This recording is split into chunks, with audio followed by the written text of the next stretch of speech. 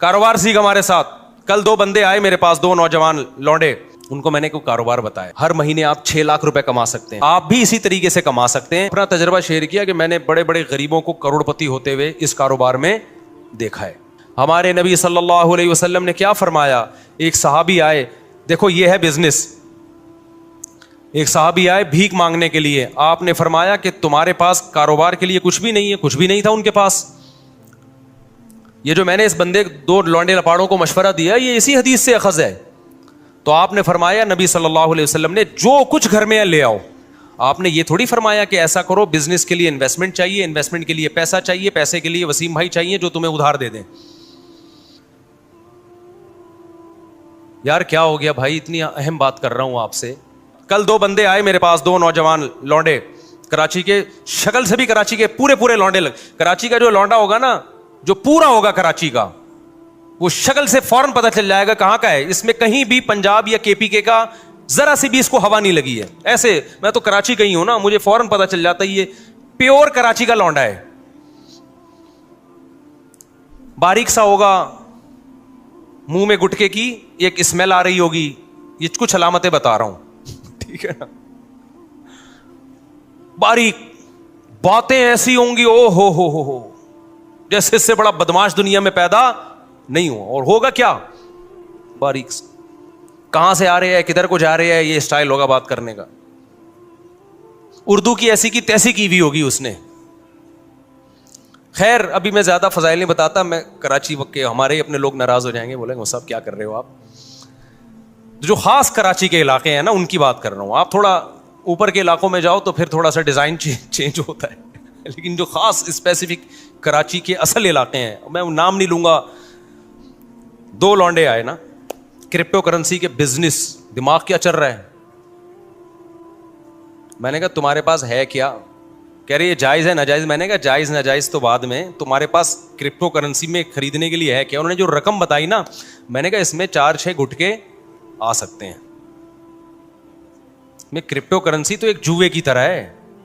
ادھر سے اٹھا کے کروڑ پتی بنا دیا, ادھر سے جن کو گرایا ہے ان پٹخے ہوئے لوگوں کو بھی تو دیکھو, جن کو روڈ پہ لے آئی ہے. کہہ رہے پھر ہم کیا کریں. مجھے پتا تھا یہ کراچی میں پڑھائی کے علاوہ سب کچھ کر سکتے ہیں. یہ پڑھائی, کیونکہ بہت ہائی لیول کے اسکولوں میں جانے کے لیے ان کے پاس فیسیں نہیں ہیں. گورنمنٹ کے اسکولوں میں ہم مشورہ دیں گے تو ہمیں پتا ہے حشر کیا ہو جائے گا. ابھی صرف گٹکے پہ ہیں, وہاں کس پہ آ جائیں گے, سٹے پہ آ جائیں گے. اب ان کے پاس پڑھائی کا آپشن بولو نہیں ہے. کرپٹو کرنسی اور ٹوپی ڈرامہ. میں نے کہا بھائی مرے گا تو, ابھی تم لوگ ینگ لڑکے ہو, بالکل تمہیں برباد, ہمارا پیسہ برباد ہو جائے گا سارا. کہنے پھر کیا کریں. میں نے کہا بھائی اب تم یہ کرو.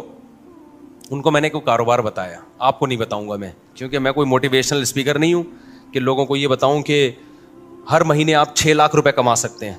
دیکھا نا آپ نے, YouTube پہ آ رہا ہوتا ہے ہر مہینے آپ 6 لاکھ. اصل میں اس طریقے سے وہ ہر مہینے 6 لاکھ روپے کما رہا ہے. آپ بھی اسی طریقے سے کما سکتے ہیں کہ لوگوں کو بتائیے, ایک YouTube پہ اچھا سا عنوان لگائیے, آپ ہر مہینے 1 کروڑ روپے کمائیے. تو آپ کی جو چینل ہے اس کے اتنے ویورز آئیں گے, مونیٹائز کیا ہوا ہے آپ نے YouTube کے چینل, اتنے ویورز آئیں گے. YouTube جو ہے ویورشپ پہ آپ کو پیسے دیتا ہے. تو وہ کمائے نہ کمائے, آپ بولو کما لیں.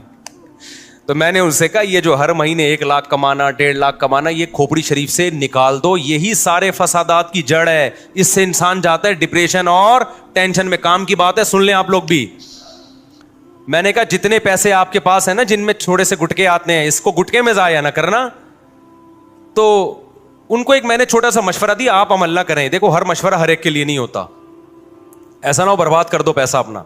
میں نے کہا یار تم کچھ بھی, تم تو اس سے پراپرٹی بھی نہیں لے سکتے, اور آج کل تو ویسی بھی کراچی میں پراپرٹیاں بہت گری ہوئی ہیں. میں نے کہا تم سیدھا نا ماہرین اتوار بازار جاؤ جہاں پرندے بک رہے ہوتے ہیں. اور میں نے کہا یہ دماغ میں نہ رکھنا میں نے ہر مہینے 1 لاکھ کمانا ہے, میں نے ہر مہینے 2 لاکھ کمانا ہے, میں نے ہر مہینے 4 لاکھ. اس سے سوائے ڈپریشن کے کچھ بھی حاصل نہیں ہوگا. آپ یہ بولو میں نے اتنا کمانا ہے جس سے میری بنیادی ضرورت پوری ہو جائے.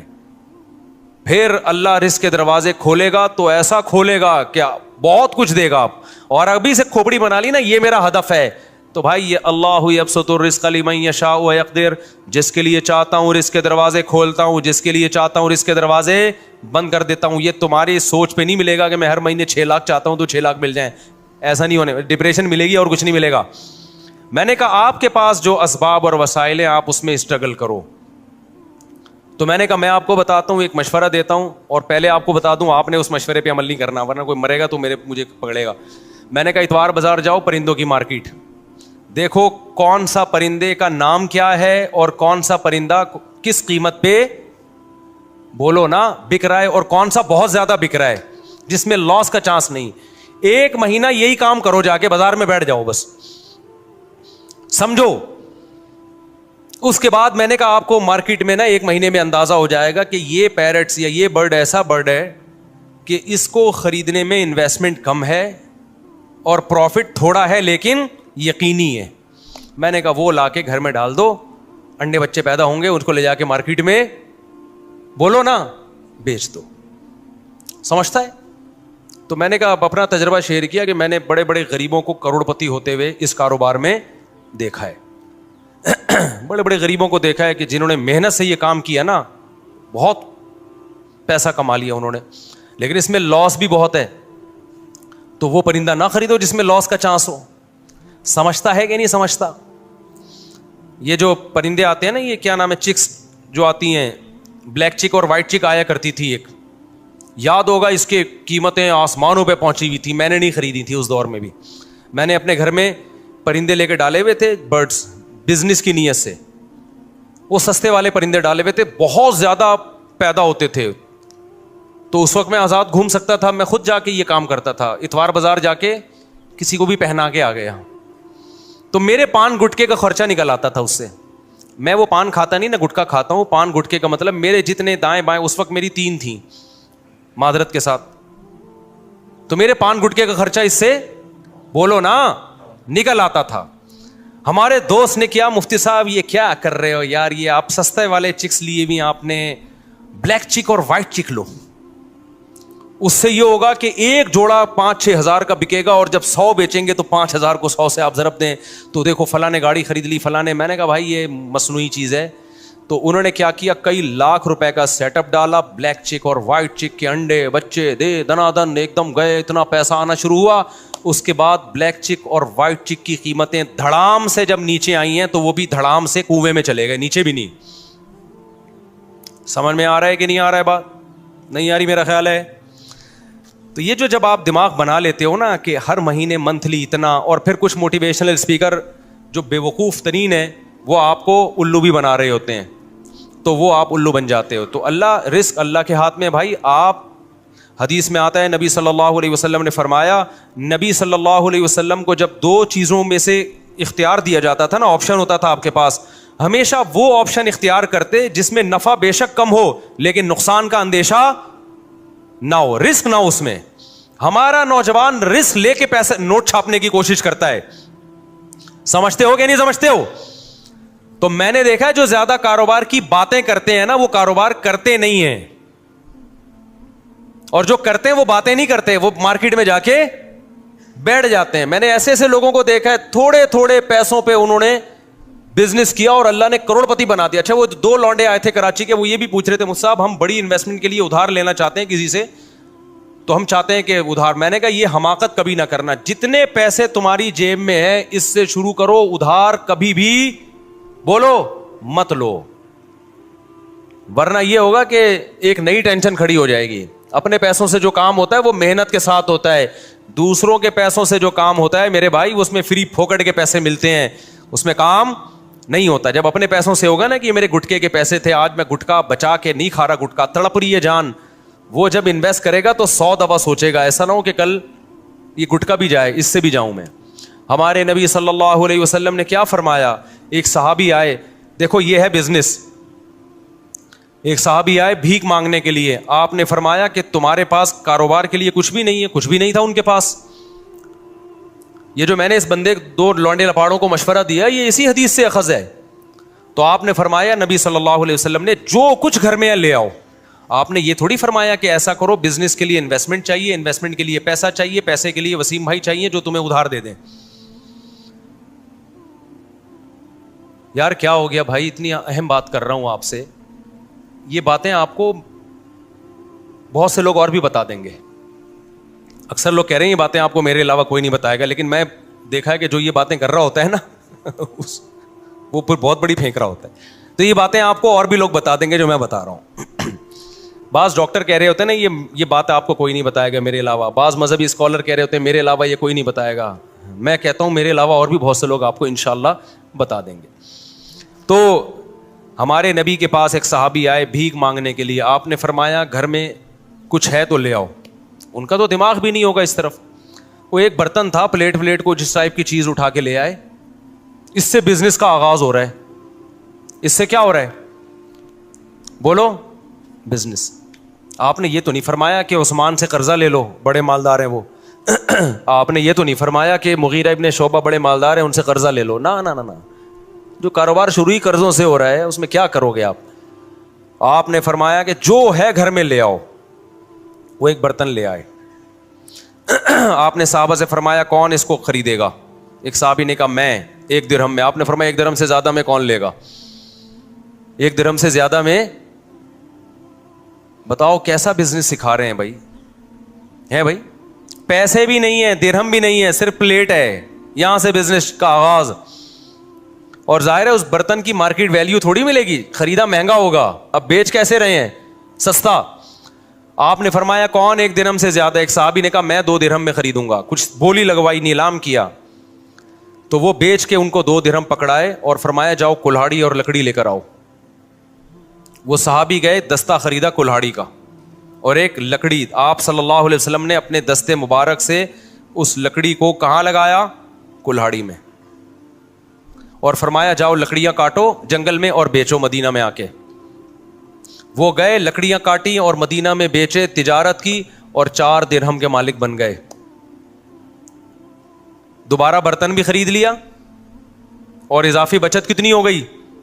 2.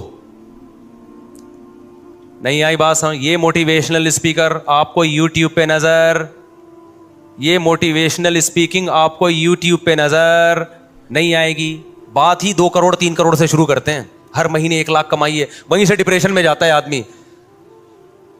کچھ نہیں کماؤ بھائی, ہر مہینے جتنا کما سکتے ہو کماؤ, جتنا اللہ دینا ہوگا اللہ دے دے گا. لیکن اللہ نے کہا جو محنت کرے گا رزق میں اور اللہ سے برکت مانگا کرو, پیسہ نہیں مانگا کرو. 1 کروڑ جو بے برکتی والا ہو اس میں انسان رو رہا ہوتا ہے, اور جو کینو مالٹے کی ٹھیلا جو وہ غریب لگا رہا تھا اس میں برکت ہے, تو اس مالٹے کے ٹھیلوں میں کیا ہوتا ہے؟ خوش ہوتا ہے وہ. تو یہ جو پیسہ کمانے کا طریقہ تمہیں سکھا رہے ہیں نا, یہ تمہیں ڈپریشن کا مریض بنا رہے ہیں میرے بھائی, ڈپریشن کا مریض بنا رہے ہیں. ان کے پاس جیسے وہ نجومی بیچ رہا ہوتا ہے نا, منجن نجومیوں کو دیکھا ہے نا بیٹھے ہوتے ہیں, وہ تمہیں الو کیوں بنا رہا ہے؟ اس کے پاس خود بیچارے کے پاس پیسہ نہیں ہے, وہ خود پیسہ نہیں کما سکتا, وہ تمہیں الو بنا کے. روحانی عامل دیکھ لو یار, جب نجومی کے بجائے روحانی عاملوں کی ہمارے پاس مثال ہے تو ہم کسی اور کی مثال. روحانی عامل تمہارے مسائل کیسے حل کرے گا؟ وہ تو خود دکان کھول کے اس لیے بیٹھا ہے کہ غربت کا ستایا ہوا, اس کے اپنے مسائل حل نہیں ہو رہے. اس نے کہا چلو روحانی ٹوبی ڈرامے شروع کرو اور نوٹ چھاپو. تو آپ کے پاس اگر پیسہ نہیں آ رہا, روحانی عامل سے تعویذ مت لو. آپ خود روحانی عامل بن کے لوگوں کو تعویذ دینا شروع کر دو, پیسہ بھاگے گا آپ کی طرف. سمجھتے ہو؟ تو وہ خود یہ طریقہ اختیار کر رہا ہے. اسی طرح جب کوئی یوٹیوب پہ دیکھو 1 کروڑ روپے کمائیے ہر مہینے یہ کریں, تو بجائے اس کو کچھ اس میں صحیح بھی ہوتے ہیں, وہ لیبل اس لیے ایسا لگاتے ہیں لوگ اٹریکٹ ہوں, باقی اندر تمیز کی بات ہی ہوتی ہے اس میں. میں ساروں کو غلط نہیں کہہ رہا, کچھ صحیح بھی ہوتے ہیں جو واقعی ایک میچور طریقے سے آپ کو سمجھا رہے ہوتے ہیں. یہ پیسہ کمانے کا طریقہ سمجھ میں آ گیا کراچی کے لونڈے لپاڑوں کو؟ تو یہ تو میں نے پیرٹس کی ایک مثال دی ہے, اور 20 چیزیں بھی ہو سکتی ہیں. کل ایک بیچاری خاتون آئی اپنے بچے کو لے کر, بہت غریب خاتون. تو انہوں نے بتایا کہ ان کا بیٹا کماتا کیسے ہے, گھر میں گلاب جامن بناتا ہے, اور پتہ نہیں کتنے سارے گلاب جامن بناتا ہے, صبح لے جا کے شام تک بیچ دیتا ہے سارے. اس سے گھر چل رہا ہے پورا. کرنے والے بہت کچھ کرتے ہیں. ہاں ہوتا ہی ہے کہ پھر جو کاروباری لوگ ہیں وہ اپنے کاروبار کو بڑھانے کی فکر نہیں کرتے, اس سے پھر وہ وہیں کے وہی رہتے ہیں. اب گلاب جامن والا اگر گلاب جامن ہی بیچتا رہے اور کچھ بچت نہ کرے تو پھر تھوڑی کاروبار بڑھے گا بھائی. تو تھوڑی کھوپڑی استعمال کرے اور کہے کہ بھائی اس کو میں نے بڑھانا کیسے ہے. تو اس کے لیے آپ پھر یوٹیوب پہ سرچ کریں کہ بزنس کو پروموٹ کیسے کیا جاتا ہے, کیونکہ جو لوگ کھوپڑی استعمال کرتے ہیں پھر وہ کاروبار بڑھا دے. دیکھو ایک مجھے یاد ہے ہم بچپن میں سنا کرتے تھے, ایک شخص گاؤں میں چینی بیچتا تھا, کھوپڑی استعمال کی تو ایک دن آیا اس نے شوگر مل بنا لی. کھوپڑی استعمال نہ کرتا, چینی بیچتا رہتا, آتے رہتے پیسے کھاتا رہتا, اڑاتا رہتا, تو آج وہ وہیں چینی ہی بیچ رہا ہوتا اور تھوڑے دن میں نہیں بیچ رہا ہوتا, وہ لوگ کہیں اور سے لے لیتے. تو خیر شیطان کیا کرتا ہے میرے بھائی, شیطان اسٹرگل کرتا ہے, محنت کرتا ہے, انسان کو برباد کرنے کی کوشش کرتا ہے. تو سوال پیدا ہوتا ہے شیطان کو اتنی محنت پہ موٹیویشن کہاں سے مل رہی ہے؟ ہمیں تو موٹیویشن ملتی ہے کسی کا خوف ہوتا ہے یا کوئی لالچ, اس لالچ یا خوف سے ہم کام کرتے ہیں. شیطان کو تو خوف جہنم کا ہے, اس سے وہ ڈرتا نہیں ہے, وہ جانے پر ایگری ہو چکا ہے. جہنم کا خوف تھا نا جو شیطان کو اس کام سے روکتا, یا شیطان یہ کر کے جنت میں چلا جائے گا. تو کہاں سے موٹیویشن مل رہی ہے؟ شیطان کو موٹیویشن مل رہی ہے حسد اور جیلسی سے. شیطان کو اس سے غرض نہیں ہے کہ میں کہاں جاؤں گا, شیطان یہ چاہتا ہے کہ یہ انسان جنت میں نہ جائے. یہ میرے بعد میں دنیا میں آیا ہے, مٹی سے بنایا گیا ہے, اس کو مجھ سے زیادہ پروٹوکول کیوں مل رہا ہے؟ اس بیس پہ شیطان نے کہا میں جنت میں جاؤں نہ جاؤں, میں بھلے جہنم میں جاؤں, میں مروں گا لیکن اس کو بھی مرواؤں گا میں. پتا چلا کہ حسد جیلسی اتنی خطرناک بیماری ہے کہ اگر آپ نے اس کا علاج نہ کیا تو اس سے پاورفل موٹیویشن, اس سے زیادہ پاورفل کوئی موٹیویشن ہو ہی نہیں سکتی. ایسے ایسے کام کرا دے گی آپ کو. اور یہ آج بھی ہے, آپ کو جب کسی سے, یہ مذہبی اسکالرز میں بھی ہوتی ہے, یہ ڈاکٹروں میں بھی ہوتی ہے, یہ مولاناؤں میں بھی ہوتی ہے, یہ مفتیوں میں بھی ہوتی ہے, یہ اماموں میں بھی ہوتی ہے, یہ غریبوں میں بھی ہوتی ہے, یہ مالداروں میں بھی ہوتی ہے, یہ ہر طبقے میں ہے. جیلسی, حسد کہ وہ مجھ سے آگے کیوں نکل گیا. سمجھتے ہو کہ نہیں سمجھتے؟ وہیں سے انسان مخالفت پہ ٹھان لیتا ہے, پھر حق اور باطل نہیں دیکھتا, بس یہ دیکھتا ہے سامنے والے کو نیچا کیسے گرانا ہے میں نے.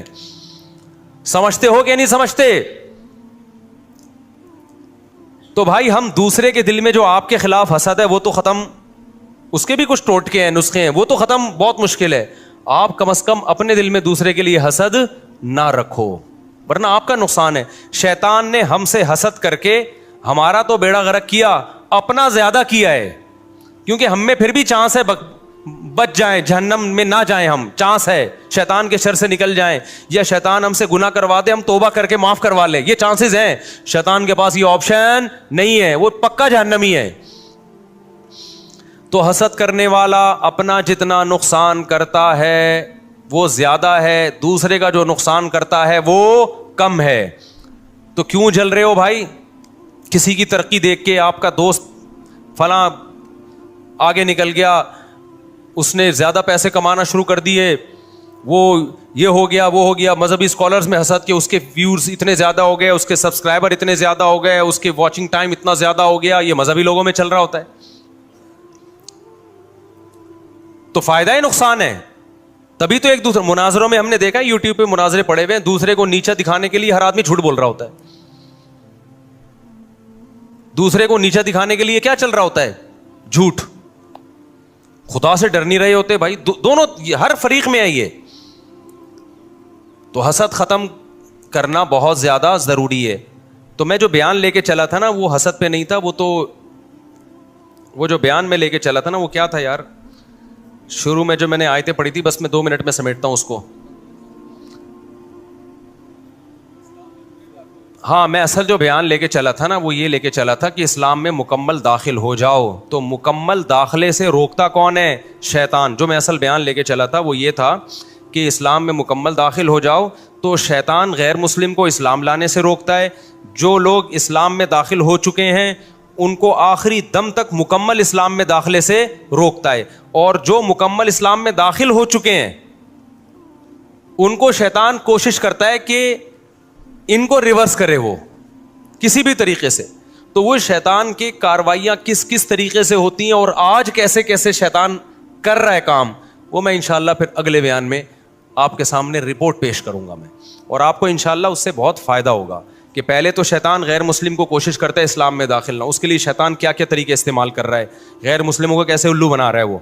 پھر جو مسلمان ہو چکے ہیں ان کے ایمان پہ کہاں کہاں سے ڈاکے مارتا ہے، کیسے کیسے ان کو روکتا ہے، کیسے کیسے ورغلاتا ہے. پھر جس کے بارے میں شیطان کو یقین ہو گیا نا کہ یہ اسلام سے ہٹنے والا نہیں ہے، تو شیطان پتہ ہے کیا کرتا ہے، غیر اسلام کو اسلام بنا کے پیش کر دیتا ہے. جو چیز اسلام نہیں ہے اس کو کیا شو کرتا ہے، یہ اسلام ہے، لہذا اللہ کی محبت میں انسان اس سے چمٹتا ہے، اللہ کی محبت میں انسان اس سے.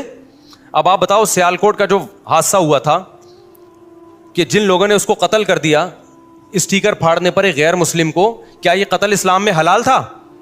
بولو نا. لیکن قتل کرنے والوں نے عشق مصطفیٰ کا لیبل لگا کے قتل کیا ہے. ویسے تو زیادہ تر یہ پلان ہوتا ہے، جو اسلام دشمن این جی اوز ہے نا وہ پیسہ دے رہی ہوتی ہیں ملک میں تخریب. ابھی جیسے عیسائیوں کے چرچوں کو جلا دیا، تو یہ غیر ملکی ایجنسیاں بھی ہیں جو آپ کے ملک میں نا ان کو پتہ ہے یہ مذہبی جنونی قسم کے کچھ لوگ ہوتے ہیں، ان کو مذہب کے نام پہ کچھ بھی کروا لو، تو وہ ان کے لیڈروں کو پیسے دے رہے ہوتے ہیں کہ اچھا ہے آپ اپنے ماتحت لوگوں کو عشق مصطفیٰ کے نام پہ جذباتی بناؤ اور بولو کہ کوئی بھی کسی بھی وقت نبی کی یاد میں پھٹ جائے تو جنت میں جائے گا وہ. تو کچھ غیر مسلم عناصر بھی ہیں جو یعنی اسلام دشمن عناصر بھی یہ کام کر رہے ہوتے ہیں. ہو سکتا ہے وہ عیسائی کیوں نہ ہو، عام عیسائیوں کو نہیں پتا ہوتا، ہو سکتا ہے وہ ہندو ہی کیوں نہ ہو، عام ہندوؤں کو نہیں پتا ہوتا. تو دنیا میں پیسے کے ذریعے کچھ بھی کروایا جا سکتا ہے، لیکن ان کو سر پھیرے لوگ چاہیے ہوتے ہیں، ان کو پتا ہوتا ہے. ایک انگریز نے بڑی پیاری بات کی ہے، اس نے کہا ہے کہ دیکھو جب بھی آپ دنیا میں ہر کام کے ماہر نہیں ہو، آپ دنیا میں ہر کام کے ماہر نہیں ہو، لیکن آپ پھر بھی دنیا میں ہر کام کر سکتے ہو. سوال پیدا ہوتا ہے بھائی جب میں دنیا میں ہر کام کا ماہر نہیں ہوں تو میں ہر کام کیسے کر سکتا ہوں؟ تو کہا کہ ہر کام کے ماہرین سے کروا لو. نہیں یہ بات سمجھ میں؟ بھائی دیکھو میرے پاس کوئی آتا ہے، مفتی صاحب میرے گردے میں درد ہے، میں آپ سے علاج کروانا چاہتا ہوں. اب مجھے پتا ہے میں گردوں کا علاج نہیں جانتا، لیکن میں پھر بھی کر سکتا ہوں. کیسے؟ میں کسی ڈاکٹر سے رابطہ کروں، ڈاکٹر کو بولوں کہ بھائی میں آپ کے پاس ایک بندہ بھیج رہا ہوں، آپ بولو کہ میں مفتی صاحب کا نمائندہ ہوں، مفتی صاحب نے میرے ذمہ لگایا اس کے گردے ٹھیک کرنا، اور ڈاکٹر صاحب فیس آپ کو میں دوں گا، اس سے نہیں لینا، ٹھیک ہے نا. اور اس سے میں کہوں بھائی 1 لاکھ روپے مجھے دے دے، میں تیرے گردے ٹھیک کروا دوں گا، تیرا کام ہو جائے گا. میں ٹھیک کروں یا میرا بندہ ٹھیک کرے، گردے تیرے ٹھیک ہو جائیں گے، 1 لاکھ روپے دے دے. 80,000 میں ڈاکٹر کو دوں، 20,000 میں تو ٹھیک کرا دیے کہ نہیں کرا دیے؟ اب میرے پاس لوگ آتے ہیں شادی کرا دو، میں تو نہیں کراتا، لیکن میں ان لوگوں کی نام لے ان کا نام لے دوں، رفیع بھائی کا، میں ان سے ان کی بات چلایا بھائی یہ کراتے یہ ہیں، ثواب کس کو مل رہا ہوتا ہے؟ نام ہمارا استعمال ہو رہا ہوتا ہے. اب میرے پاس کوئی بندہ آتا ہے کہ جی مجھے کوئی عمارت بنوانی ہے، میں کہتا ہوں وہ فلانا، لیکن میں پیسے نہیں لے رہا ہوتا ان چیزوں کے، میں اور آیا بھی نہ کریں ان کاموں کے لیے، میں تو ایک مثال دے رہا ہوں. تو اب مجھے ایک بات بتاؤ، وہ ایک انگریز نے ایک بات لکھی ہے کہ آپ دنیا کا ہر کام کر سکتے ہو. کیوں؟ آپ ہر کام کے ایکسپرٹ نہیں ہو، لیکن دنیا میں ہر کام کے ایکسپرٹ موجود ہیں، ان سے کروا سکتے ہو آپ. اب سوال پیدا تو ان سے ہم کیسے کروائیں؟ کچھ کام ایسے ہوتے ہیں جو آسان نہیں ہوتے. تو اس گورے کی بات ہے، دیکھو ہر شخص کو کچھ نہ کچھ چاہیے، آپ اس کی چاہت اس کو دے دو گے وہ آپ کا کام کر دے گا. تو اس گورے کے الفاظ ہیں، کچھ لوگوں کی چاہت پیسہ ہوتی ہے، ان کو پیسہ دو جو چاہے کرا لو. کچھ لوگوں کی چاہت ہوتی ہے، کوئی ان کو رشتہ چاہیے ہوتا ہے نا، عشق ہوا ہوتا ہے، آپ ان کو گارنٹی دلاؤ تیری یہاں شادی کرا دوں گا، وہ سب کچھ کرنے کے لیے تیار ہو جائے گا. اس کے پاس میرے پاس بڑے واقعات ہیں، ایسا کیا بھی ہے لوگوں نے. تیسرا، کچھ لوگ گورے کے الفاظ ہیں، کچھ لوگوں کی چاہت جنت ہے، آپ جنت کی لالچ میں ان سے کچھ بھی کروا سکتے ہو، بس آپ ان کے دماغ میں یہ ڈال دو کسی طریقے سے کہ یہ کرنے سے تجھے جنت ملے گی. اب اس کے دماغ میں آئے گا کہاں سے بھئی الٹا کام کرنے سے تمہیں جنت ملے گی؟ یہ بات اس کے دماغ قبول نہیں کرے گا. تو اس نے کہا یہ کام مذہبی اسکالر سے ہوگا، کیونکہ یہ جن مذہبی اسکالرس کو سنتا ہے ان کو پیسے کھلا کے یہ نکلوا لو ان کی زبان سے کہ یہ فلاں بندے کو تو مارے گا تو تجھے کیا ملے گی؟ جنت ملے گی. تو یہ جنت کی لالچ میں کرے گا، اور جنت کی لالچ ڈالے گا کون اس کے دل میں؟ ان کے مذہبی اسکالر ڈالیں گے، اور مذہبی اسکالر پیسے کا بھوکا ہوگا، وہ پیسے لے کے اس کے دماغ میں جو ڈلواؤ گے وہ ڈال دے گا. نہیں آ رہی میرا خیال ہے کھوپڑی شریف میں بات. تو آج جو کچھ مذہبی اسکالر کہہ رہے ہیں ادھر بھی دھماکہ، ادھر بھی نبی کی یاد میں اس کو مار دو، اس کو قتل کر دو، اس کو چاقو لگا دو اور پھوڑ دو، توڑ دو. تو آپ کو کیا پتا ان کے خود اپنے کہاں کہاں تعلقات ہوں. یہ خود تو کبھی نہیں پھٹے، یہ خود کبھی بھی جب یہ بولے نا نبی کی یاد میں فلانے کو مار دو، آپ بولو یہ چاقو لے تو جا کے مار دے، ہم یہاں بیٹھے ہوئے آرام سے، تجھے کیا جنت میں جانے کا شوق نہیں ہے؟ क्या हो गया? जब भी कोई मजहबी स्कॉलर ऐसी तकरीरें करे ना, ये कर दो, वो कर दो, यूं कर दो, आपको सर आप करें, हम आपके पीछे पीछे आ रहे हैं। ये यहीं बैठे हुए रिमोट कंट्रोल से आपको कंट्रोल कर रहा होगा बस बैठ के, ठीक ना। जनाजे में शिरकत कर लेंगे बस आपके, जब लाखों का जनाजा होगा ये आ जाएंगे, नबी की याद में ये इसने बंदा मारा और खुद भी मर गया। तो जनाजे में तो शिरकत पे कुछ भी नहीं होता भाई। मरे आप क्यों नहीं मरे? आपको पहले मरना चाहिए था नबी की याद में, दूसरों को क्यों मरवा रहे हो आप? तो ये हर आदमी की ना कुछ लालच होती है, उसको वो जन्नत के नाम पे भी लोग बेवकूफ़ बनते हैं, समझते हो। तो शैतान उन लोगों को इस तरीके से क्या करता है, उल्लू बनाता है। तो शैतान बहुत बड़ी फिल्म है, छोटी फिल्म नहीं है। तभी कुरान ने कहा इन्नहु यराकुम हुवा व कबीलुहु मिन हैसु ला तराउनहुम। ऐ ईमान वालो, शैतान तुम्हें ऐसी जगह से वार करता है तुम्हें नहीं पता चलता। तो फत्तखिदुहु अदुव्वा, इसको दुश्मन बना लो, इसके वार से होशियार रहो, हर तरह से तुम्हें वर्गलाएगा ये। तभी हम गुलशन इकबाल में थे, हमारे कराची के एक दोस्त थे, वो किसी आड़ा तिरछा बंदा मिलता था ना, उसके बारे में कहते थे, जैसे कराची में कहते हैं बंदा बहुत बड़ी फिल्म है, फिल्म को फिल्म कहते हैं हम लोग, ये बंदा बहुत बड़ी क्या है, फिल्म है। तो वो कहा करते थे कि ये इंग्लिश फिल्म है 3 घंटे की गानों के साथ। इंग्लिश फिल्म 3 घंटे की नहीं होती और गाने नहीं होते ना, उस वक्त की रिपोर्ट यही थी, अब का मुझे नहीं पता। तो कहते थे कि ये छोटी फिल्म नहीं है, ये 3 घंटे की फिल्म है। बोलो, तो कुछ ऐसे भी लोग होते हैं। तो शैतान छोटी फिल्म नहीं है, वो बहुत बड़ी फिल्म है, बल्कि वो 6 घंटे की फिल्म है, ठीक है ना। और हर 5 मिनट के बाद उस फिल्म में गाना भी है। तो शैतान को आप हल्का ना लो मेरे भाई।